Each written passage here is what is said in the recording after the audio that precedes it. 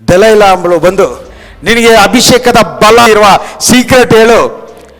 ಇದೇ ಆತ್ಮಕ್ಕೂ ಪ್ರಾಣಕ್ಕೂ ನಡೆಯುವ ಯುದ್ಧ.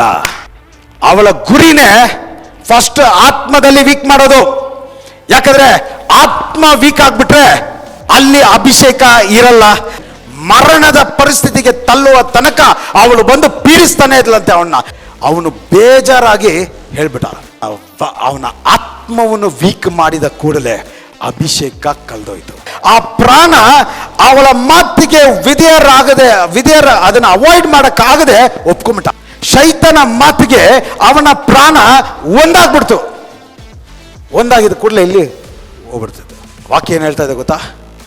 ದೇವರು ಅವನನ್ನು ಬಿಟ್ಟು ಹೋದರು ಎಂದು ಅವನಿಗೆ ತಿಳಿಯಲಿಲ್ಲ. ತಲೆ ಮೇಲೆ ಇರುವ ಕೂದಲು ಬರೀ ಅದರ ರೆಪ್ರೆಸೆಂಟೇಷನ್. ಅದಕ್ಕೆ ನೀವು ಶರೀರದಲ್ಲಿ ಏನು ಮಾಡ್ತೀರಾ ಮಾಡಲ್ಲ ಅನ್ನೋದ್ರ ಬಗ್ಗೆ ದೇವರು ತಲೆ ಕೆಡಿಸ್ಕೊಳ್ಳಲ್ಲ. ಆ ಶರೀರದಲ್ಲಿ ಆ ರೀತಿ ಮಾಡೋದಕ್ಕೆ ಕಾರಣ ನಿಮ್ಮ ಪ್ರಾಣ, ನಿಮ್ಮ ಆತ್ಮ.